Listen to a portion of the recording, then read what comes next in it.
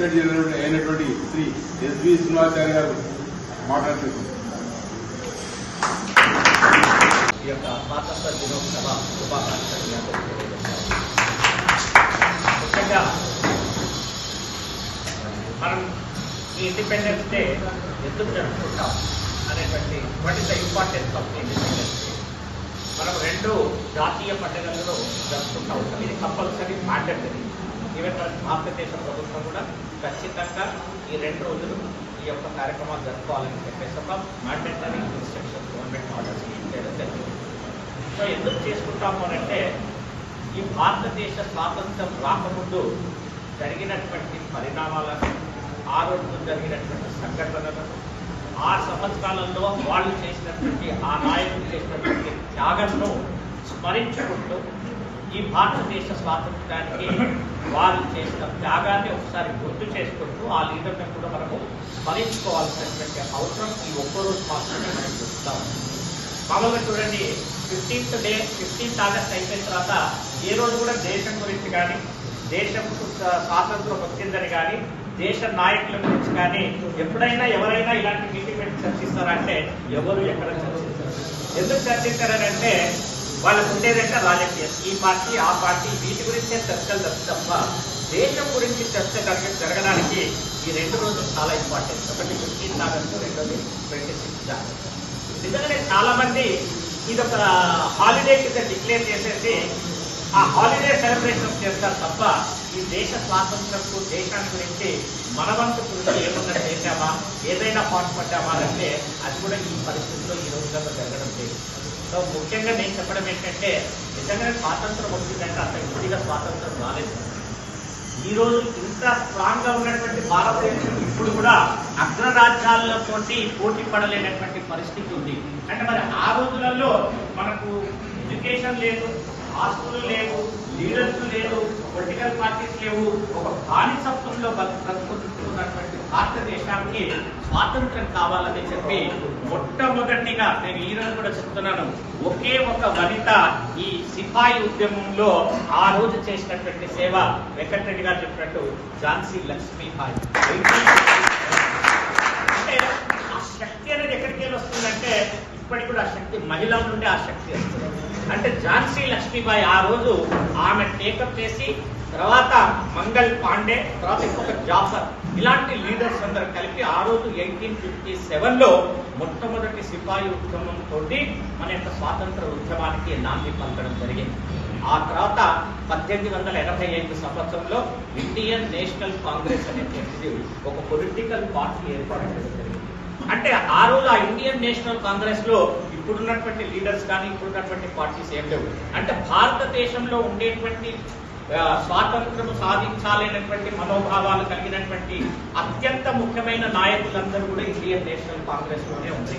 అయితే 1885లో Indian national Congress అప్పుడు ఏర్పడిన తర్వాత ఆ రోజు ఒక తీర్మానం చేశారు, ఎట్ ఎనీ కాస్ట్ మనం ఇక భారతదేశానికి స్వాతంత్రం సాధించాలని మొట్టమొదటి తీర్మానం ఆ రోజు చేసిన తర్వాత అప్పుడు ఆ తర్వాత ఒక్కొక్క దశలో వాళ్ళు ఉద్యమాన్ని చేసుకుంటూ వస్తే 1917లో మన యొక్క మహాత్మా గాంధీ సౌత్ ఆఫ్రికా నుండి వారు సౌత్ ఆఫ్రికాలో బారిస్టర్ కంప్లీట్ చేసి వారి భారతదేశానికి తిరిగి వచ్చిన తర్వాత ఆ 15 సంవత్సరాల ఉద్యమాలు జరుగుతూ ఉంటే 1930 సంవత్సరంలో ఒక దండి ఉద్యమం అనేది ఒకటి జరిగింది, ఉప్పు సత్యాగ్రహం అనేది జరిగింది.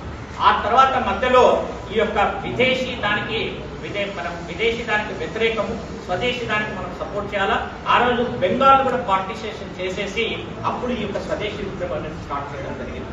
ఇలా జరుగుతున్నప్పుడు ముఖ్యంగా ఈ రోజు మనం కనుక గుర్తుపెట్టుకోవాల్సిందంటే 1942 క్విట్ ఉద్యమం కానీ, ఆ తర్వాత క్విట్ తర్వాత 1940 - 1945 ఈ 2 సంవత్సరాలకు జరిగినటువంటి ఈ ఉద్యమాన్ని కనుక మనం చూసినట్టయితే we really appreciate, we really remember the services, sacrifices and dedication of the Subhash Chandra Bose. ఎందుకంటే 1943-45లో Subhash Chandra Bose Indian National Army అని ఒకటి స్టార్ట్ చేశాడు. ఇండియన్ నేషనల్ ఆర్మీలో ఆయన ఒక మాట చెప్పాడు, ఏం చెప్పాడు తెలుసా, మీరు రక్తం ఇవ్వండి నేను మీకు స్వాతంత్రం ఇస్తాను చెప్పారు. మీరు రక్తం, you give blood, I give you this freedom and independence చెప్పడం జరిగింది. ఆ 2 సంవత్సరాలు ఇక్కడ నిజంగా చూస్తున్నా 1943 నుండి 45 అంతకుముందు ఒక ఉద్యమం జరిగింది సుభాష్ చంద్రబోస్ లో. ఈ నావీ వాళ్ళతో ఎవరైతే ఉన్నారో వాళ్ళతో ప్రత్యక్షంగా యుద్ధం చేయడం జరిగింది. ప్రత్యక్షంగా యుద్ధం జరిగినప్పుడు ఆ పరిస్థితులు ఏం చేసిందంటే బ్రిటిష్ గవర్నమెంట్ కూడా మొత్తం ఆల్ కంట్రీస్ ఏం చేసిందంటే ఇంకా ఈ స్టేట్ లో భారతదేశానికి స్వాతంత్రం ఆపేటువంటి పరిస్థితులు లేదు, మనం స్వాతంత్రం ఇవ్వాల్సినటువంటి నిర్ణయానికి రావడం జరిగింది. ఆ 43 to 45 ఒక ముఖ్యమైనటువంటి సంవత్సరం ఈ భారతదేశ స్వాతంత్రం రావడానికి. మరి ఈ భారతదేశ స్వాతంత్రము 1947 లో వచ్చే ముందు 1947 కు ఆ తర్వాత కూడా మళ్ళా కొన్ని చేసిన తర్వాత అప్పుడు Jawaharlal Nehru 1947 15th August 14th August 12 గంటల అయిన తర్వాత 15th ఆగస్టు ఆయన ఒక స్టేట్మెంట్ ఇచ్చాడు జవహర్లాల్ నెహ్రూ. ఏంటంటే 60 of the destiny. అంటే నిజంగా ఏంటంటే almost we have reached to the destiny. అంటే రేపు మనతో పాటు అపాయింట్మెంట్ అంటారా లేదా ఒక మీటింగ్ జరగబోతుంది, మనకు 15th ఆగస్టు స్వాతంత్రం రాబోతుంది. ఆ రోజు 1947 15th ఆగస్టు స్వాతంత్రం వచ్చినప్పుడు భారతదేశ పరిస్థితి ఎలా ఉందంటే నిజంగానే చారి గారు చెప్పినట్టు గ్రామాలలో వసతులు లేవు, రోడ్లు లేవు, కరెంటు లేదు, వాటర్ లేదు. ఎక్కడ ఎట్లాంటి పరిస్థితులు అంటే అత్యున్నతమైనటువంటి దుర్బల పరిస్థితుల్లో భారతదేశంలో జరుగుతారు. కానీ చాలా మంది చెప్తారు భారతదేశం డెవలప్ కాలేదు. నేను ఇవాళ గర్వంగా చెప్తున్నాను, భారతదేశం ఎంతైతే డెవలప్ అయిందో ప్రపంచంలో ఏ దేశం కూడా డెవలప్మెంట్ కాలేదు. ఏ దేశంలో ఎందుకంటే మన దగ్గర భారతదేశ భూమి ఎలాంటిది అంటే ఒకరంటారు కర్మ భూమి అంటారు, ఇంకొకరంటారు ఆధ్యాత్మిక భూమి అని అంటారు. ఎన్ని కులాలు ఇక్కడున్నా, ఎన్ని మతాలు ఇక్కడున్నా, విభిన్న సంస్కృతులు ఉన్నా కూడా భిన్నత్వంలో ఏకత్వం ఉన్నట్టు మన భారతదేశంలో ఎలాంటి సమస్య ఉన్నా, ఇన్ని డిఫరెన్సెస్ ఉన్నా కూడా ఐకమత్యం అనేది ఒకటి ఉంది.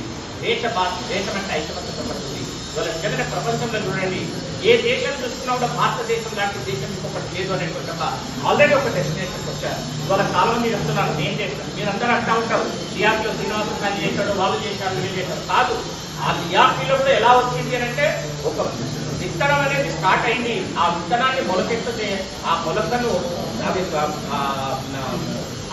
అది ఏంటంటే అతి వేగంగా ఒక వృక్షం మహావృక్షం లాగా తయారైంది. కాబట్టి ఏ వ్యక్తి చేసింది కాదు, సమిష్టి కృషి వల్లనే ఏ వ్యవస్థ అయినా డెవలప్ అవుతుంది. ఇవాళ భారతదేశం కూడా నేనైతే ఎక్కడ ఒప్పుకోను, ఏ ఒక్క వ్యక్తితోటో ఏ ఒక్క ప్రధానమంత్రితోటో భారతదేశం అభివృద్ధి చెందిందంటే అది కాదు. ఎందుకంటే భారతదేశంలో కూడా చాలా మంది నిజాయితీ లీడర్స్ ఉన్నారు. ఇవాళ లాల్ బహదూర్ శాస్త్రి తీసుకోండి, ఆయన ఎంత నిజాయితీ పరుడు. తర్వాత పివి నరసింహారావు తీసుకోండి. ఇవాళ భారతదేశంలో ఆర్థిక సంస్కరణలు రావడానికి కారణం ఏంటంటే పివి నరసింహారావు. ఒకవేళ పివి నరసింహారావు కనుక ఆ రోజు ఆయన కనుక ఆ ఎకనామిక్స్ రిఫార్మ్స్ కనుక తీసుకురావడానికి ఇవాళ భారతదేశంలో ఆ అభివృద్ధి పనులు నడిచేది కాదు.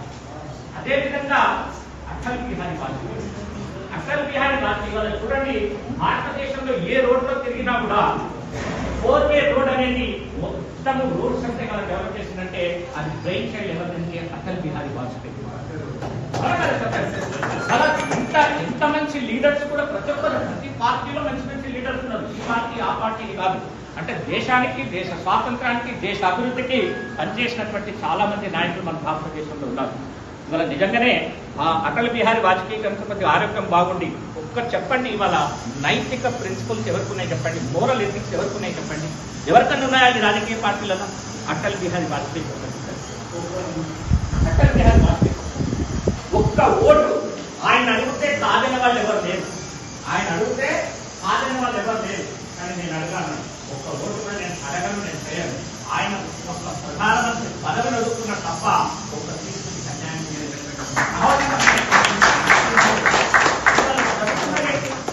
జరుగుతుంది భారతదేశంలో. మనం కూడా ఇక్కడ దేశం గురించి ఆలోచించాలి అంటే భారతదేశంలో జరుగుతున్నదండి. ఏ పార్టీ తీసుకున్నా, ఈ పార్టీ ఆ పార్టీ కాదు, వాళ్ళకు ఒకటే ఒక పరమావధి ఏంటయ్యా అంటే అది అధికారం కావాలి.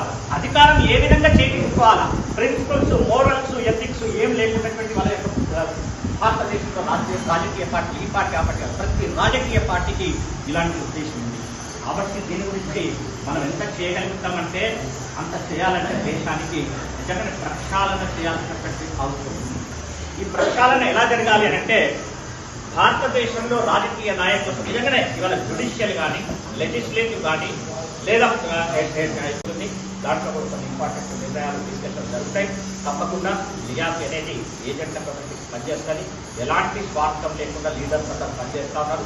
ఇక్కడ బ్రాంచ్ కానీ, డివిజన్ కానీ, జోన్ కానీ, ఆల్ ఇండియా లీడర్స్ కానీ ఎవరికి శాలరీస్ లేవు. కావాలిస్తే ఎక్కువ వాళ్ళకి దొరికే సన్మానం ఏంటంటే ఒక బొకే ఇస్తారు, ఒక మెడలో షాల్ వేస్తారు. ఇవాళ షాల్ కూడా మేము ఏం చేస్తున్నామంటే ఆ మెమంటోలు పట్టుకోలేని పరిస్థితుల్లో ఉంటే మెమంటోలు కూడా వాపస్ ఇచ్చేస్తున్నాం. ఇచ్చే షాల్ కూడా ఏం చేస్తున్నామంటే రీసైక్లింగ్ చేస్తాం. రీసైక్లింగ్ అంటే మన దగ్గర వచ్చిన వాళ్ళందరికీ మనం షాల్ చేస్తాం. కాబట్టి ఇది తప్ప ఎక్కువ ఎవరికి లేదు. ప్రతి చోట ప్రతి లీడర్ బాగా డెవలప్ అవుతున్నాడు. మనం అందరం కలిసికట్టుగా పనిచేద్దాం. మొట్టమొదటిగా ఈ దేశానికి మనం ఖచ్చితంగా మనం పాటుపడాల్సిన అవసరం. దేశం బాగుంటేనే మనం ఉంటాం. ఇప్పుడు టాటా ఉన్నాడు, బిర్లా ఉన్నాడు, లేదా అంబానీ ఉన్నాడు. ఈ దేశమే లేనప్పుడు వాళ్ళ ఆస్తులు ఏం చేసుకుంటారు, వాళ్ళు డబ్బులు ఏం చేసుకుంటారు. మనకన్నా చెప్పండి, దేశం ఉంటేనే కదా ఇవన్నీ ఉండేది. దేశం లేనప్పుడు మనం ఏం చేయలేం కదా. ఇప్పుడు అస్సాంలో మొత్తంగా ఫ్లడ్స్ వచ్చి న్యాచురల్ కలెక్షన్ అంతా కొట్టుకొని పోయింది. అంతా కొట్టుకొని పోయిన తర్వాత వాళ్ళు ఏం మిగిలింది? ఏమీ మిగలేదు కదా. రేపు మనకు కూడా ఎంత డబ్బు వచ్చినా కూడా దేశం బాగుంటేనే. దేశం బాగున్నంత వరకు మన ఆస్తులకు విలువడుతుంది. దేశం బాగాలేనప్పుడు ఆస్తులు. కాబట్టి ఆ దేశాన్ని గురించి మనం అందరం పాటుపడదాం. ఈ దేశానికి కావాల్సినటువంటి సేవలు తప్పకుండా మనం చేద్దామని చెప్పి కోరుకుంటూ నాకు ఈ అవకాశం. ప్రతి బ్రాంచ్ లో మంత్లీ ఒక్క ఎడ్యుకేషనల్ సెమినార్ కండక్ట్ చేసి ఒక్క ఫ్యాకల్టీని పిలిపించి వాళ్ళకి ఆ నాలెడ్జ్ ఇచ్చుకుంటూ ఒక్క అరగంట లియాఫీ నాలెడ్జ్ చెప్తున్నట్టయితే డెఫినెట్ గా ఈ యొక్క ఆర్గనైజేషన్ డెవలప్ అవుతుంది, ఎల్ఐసి ఏజెంట్ డెవలప్ అవుతుంది, లియాఫీ డెవలప్ అవుతుంది. దానికి మనం ఎవరో స్టార్ట్ చేయాలి. నేను ఆల్ ఇండియా లీడర్ చెప్తే దానికి స్టార్ట్ ఫ్రమ్ ది హోమ్ అంటారు. ప్రతి భారతదేశ పౌరుల్ని ఎట్లా నిర్వీర్యం చేస్తున్నారంటే పని చేయలేనటువంటి ఒక సోమరితనం తయారు చేస్తాం. ఇలాంటి సోమరితనం ఏ పార్టీ ఏ పవర్లో రావాలి అని అనుకుంటే వాళ్ళకి తోచినట్టుగా ఒక ల్యాప్టాప్ ఇస్తా అంటాడు, ఒకరికి జీవితాంతం నేను పోషిస్తున్నాను అంటారు, నీకు బియ్యం ఫ్రీ అంటారు, కరెంటు ఫ్రీ అంటారు, వాటర్ ఫ్రీ అంటారు, ఇంకా కావాలంటే ఏదైనా ఫ్రీ ఇచ్చేస్తామంటే ఈ ఫ్రీ ఫ్రీ ఫ్రీ ఫ్రీ అనేది ఎప్పుడు దేశానికి మంచిది కాదు. ఎప్పుడు కూడా దేశానికి మంచిది కాదు. కాబట్టి దీన్ని మనం ప్రతిఘటించాల్సిన అవసరం ఉంది. ఒక వ్యక్తిగా, ఒక పౌరుడిగా భారతదేశ ఒక అభివృద్ధికి ఖచ్చితంగా దొరికినటువంటి ప్లాట్ఫామ్లో కానీ, దొరికినటువంటి సోషల్ మీడియాలో కానీ మనం ఖచ్చితంగా చెప్పాల్సినటువంటి విషయాలను నిర్విఘ్నంగా తప్పకుండా ఎలాంటి భయం లేకుండా మనం ఎక్స్ప్రెస్ చేయాల్సినటువంటి అవసరం ఉంది. నిజంగా చెప్పారు, this is the way it is going on. కాబట్టి మీరు కూడా ఆలోచించండి. కాబట్టి నిజంగా నేను ఎల్ఐసి గురించి వస్తాను. నిజంగానే దేశం ఈ విధంగా ఆర్థికంగా పటిష్టంగా ఉంది అని అంటే because of the life insurance corporation. 54 లక్షల కోట్ల రూపాయలు మామూలు మాట కాదు. ఇవాళ భారతదేశ ప్రభుత్వంలో గవర్నమెంట్ సెక్యూరిటీస్ లో మన డబ్బు. మరి ఈ డబ్బంతా ఎవరు తెచ్చారండి? మనం ఎల్ఐసి ఏజెంట్ తీసుకుంటాం. ఒక విధంగా ఎల్ఐసి ఏజెంట్ దేశ అభివృద్ధికి మనం పాటుపడతా ఉన్నాం, దేశ ఆర్థిక అభివృద్ధికి మనం పాటుపడతా ఉన్నాం. మరి ఇలాంటి డబ్బును నిజంగానే భారతదేశ ప్రభుత్వము మనం యొక్క సావరిన్ గ్యారెంటీ తీయాలంటే ఈ 54 లక్షల కోట్ల రూపాయలు బడ్జెట్ ఇవ్వాల్సి వచ్చిన పరిస్థితి ఇవ్వగలుగుతుందా? Is it possible? నో. కాబట్టి ఇవాళ ఎల్ఐసి యొక్క సంస్కృతి కూడా ఏ విధంగా డెవలప్ అయిపోయిందంటే ప్రణబ్ ముఖర్జీ ఉన్నప్పుడు, Pranab Mukherjee Chidambaram LIC central office చేసినప్పుడు నిజంగా ఇవాళ దేశ ఆర్థిక పరిస్థితి ఇంత బాగుంది అని అంటే ఎల్ఐసి ఆఫ్ ఇండియా అంటారు. అలాంటి ఒక సంస్థలో మనం పనిచేస్తాం. ఇంకొకటి ఏంటంటే ఈ సంస్థకు ఉన్నటువంటి ముఖ్య ఉద్దేశం ఏంటంటే మెయిన్ ఏమంటారు మన భగవద్గీతలో ఒకటి తీసుకొచ్చారు, యోగక్షేమం మహాభ్యాసం. This has been brought from the holy Bhagavad Gita. అంటే ఆ వర్డ్ అక్కడ తీసుకొచ్చి పెట్టిన తర్వాత ఇవాళ 1956 లో 340 కోట్ల రూపాయలకు ఉన్నటువంటి యొక్క ఫండును ఇవాళ 63 లక్షల కోట్ల రూపాయలకు తీసుకొచ్చిందంటే ఇవాళ సంస్థ డెవలప్ అవుతా లేదా చెప్పండి? సంస్థ డెవలప్ అవుతా లేదా? ఈ యొక్క భారతదేశ స్వాతంత్ర్యం సందర్భం మీకు కూడా చెప్తా ఉన్నారు. ప్రతి ఎల్ఐసి ఏజెంట్ కష్టపడాలా, పని చేయాలా, ప్రొఫెషనల్ గా డెవలప్ కావాలా, ఎథిక్స్ నేర్చుకోవాలా, ఎడ్యుకేషన్ కావాలా. లియాఫీ అనే ఒక సంస్థ అందరినీ బాగు చేస్తుంది అనేటువంటి శుద్ధ అబద్ధం. మేము ఎప్పుడు బాగా చేయగలుగుతామంటే లియాఫీ ఎప్పుడు మిమ్మల్ని బాగా చేస్తుందంటే ప్రతి ఏజెంటు కొంత డబ్బు సంపాదించి, కొంత నాలెడ్జ్ సంపాదించి తన యొక్క ఆర్థిక వ్యవస్థను కనుక డెవలప్ చేసుకున్నట్టయితే అప్పుడు నిజంగానే లియాఫీ డెవలప్ చేస్తుందని చెప్పడానికి. కాబట్టి నిజంగానే ఎడ్యుకేషన్ అది చాలా ఇంపార్టెంట్. ప్రతి ఇన్సూరెన్స్ ఏజెంట్ అదొక బాధ్యత, అదొక నోబుల్ ప్రొఫెషన్. నేను ఎందుకు ఈ ప్రొఫెషన్లో వచ్చాను, ఎందుకు లైసెన్స్ తీసుకున్నాను, నేను చేయాలా వద్దా అనేటువంటి నిర్ణయం తీసుకోవాల్సినటువంటి బాధ్యత ఇన్సూరెన్స్ ఏజెంట్. మీరందరూ కూడా చెప్తారు 14,50,000 మంది ఏజెంట్స్ ఉన్నారు. రేపు నెక్స్ట్ వచ్చేటువంటి జనవరిలో ఒక కాంపిటీషన్, ఎస్ఏ కాంపిటీషన్ ఒకటి పెట్టారు. ఈ ఎస్ఏ కాంపిటీషన్ బట్టి ఏమవుతుందంటే వాళ్ళు ఏం పెడుతుందంటే చార్జింగ్ అవి వచ్చిన మైండ్ పనిచేయడం పోతాయి. ఈ మొత్తం మెదడుకు మేత లేకుండా పరిస్థితి వచ్చేది. కాబట్టి మెదడుకు మేత రావాలి అంటే పుస్తకాలు చదవాలి. ఆ పుస్తకాలు చదివితే తప్ప నాలెడ్జ్ రాదు. కాబట్టి నేనేమనుకుంటున్నా, ఇప్పుడే మా central secretary vice president Sriramapathi permission నేనేం డిక్లేర్ చేస్తున్నానంటే రేపు జనవరి లోపల మీకు 1 month లోపల ఈ యొక్క భారతదేశ స్వాతంత్రానికి సంబంధించినటువంటి నాయకుల యొక్క పుస్తకాలు, కొంత ఆధ్యాత్మిక పుస్తకాలు ఎంత చదువుతుందో ఆ బుక్స్ అన్ని మేము మీరు ఒక లైబ్రరీ లాగా పెట్టుకోండి. హైదరాబాద్ డివిజన్కు మేము ఆ బుక్స్ అన్ని మీకు ఇస్తాము. ఆ బుక్స్ ఇచ్చిన తర్వాత మీరు జనవరిలో ఒక కాంపిటీషన్ ఎట్లా పెద్ద ఉంది, అక్కడ 2 టేబుల్, ఇక్కడ 2 టేబుల్, అక్కడ 2 టేబుల్ చేసేసి ఒక్కొక్క బుక్ వాళ్ళకి చేసి దాన్ని చదివి కొద్దిగా వాళ్ళ నోట్స్ తయారు చేసిన తర్వాత మన బిఎన్ చారి గారు, ఎడ్యుకేషన్ కమిటీ చైర్మన్ వారు, ఎంఎస్ మూర్తి గారు ఉంటారు, వీళ్ళని జడ్జెస్గా పెట్టి వాళ్ళు నోట్స్ తయారు చేసిన దాంట్లో ఏమైనా మంచి చెడు ఒక మంచి కాంపిటీషన్ కనుక పెట్టినట్టయితే ఇది కూడా ఒకటి వాళ్ళకు దేశం గురించి, స్వాతంత్ర త్యాగం చేసిన నాయకుల గురించి తెలుస్తుంది. రెండోది ఫైనాన్షియల్ లిటరసీ కూడా కొంత తెలుస్తుంది. కాబట్టి ఒక 2-3 కాంపిటీషన్స్ మీరు ఫ్లోట్ చేస్తే, నేను సెంట్రల్ సెక్రటరీ చేసేదానికంటే హైదరాబాద్ డివిజన్ నుండి చేస్తే మేము కూడా భారతదేశంలో అందరికీ హైదరాబాద్ డివిజన్ చేస్తే మోడల్ కాబట్టి మీరు కూడా చేయాలని చెప్తుంది. సో మేము మీకు వితిన్ 1 month లోపల దానికి సంబంధించినటువంటి బుక్స్ మీకు అరేంజ్ చేస్తాం హైదరాబాద్ డివిజన్కి. నెక్స్ట్ కాంపిటీషన్ దానికి కూడా మేము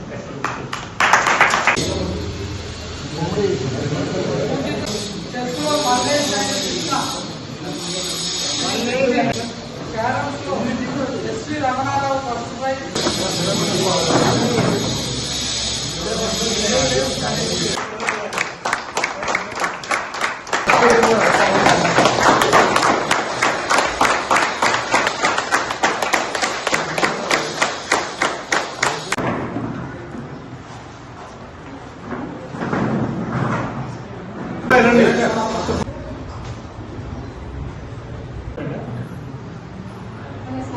అమ్మ మీకు వచ్చిందా అమ్మ? లభించిన విముక్తి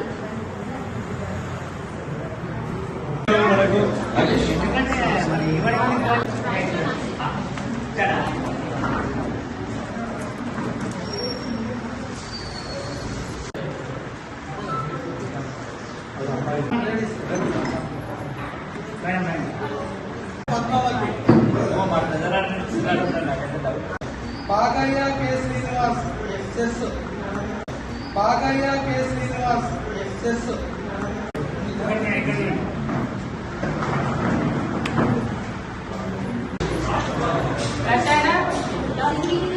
ప్రవీణ్ కుమార్ చెస్,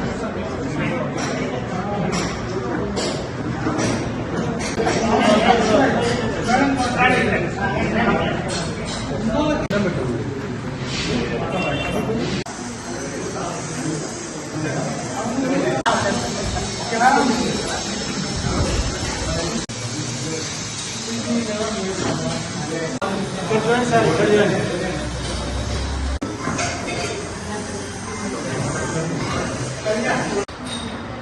నెక్స్ట్ మనకి చెస్లో Mallaiah and Sudhakar Reddy,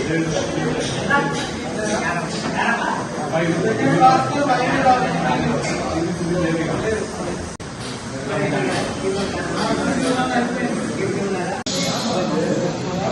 next Chandrakanth Reddy, Baba Mohan Baba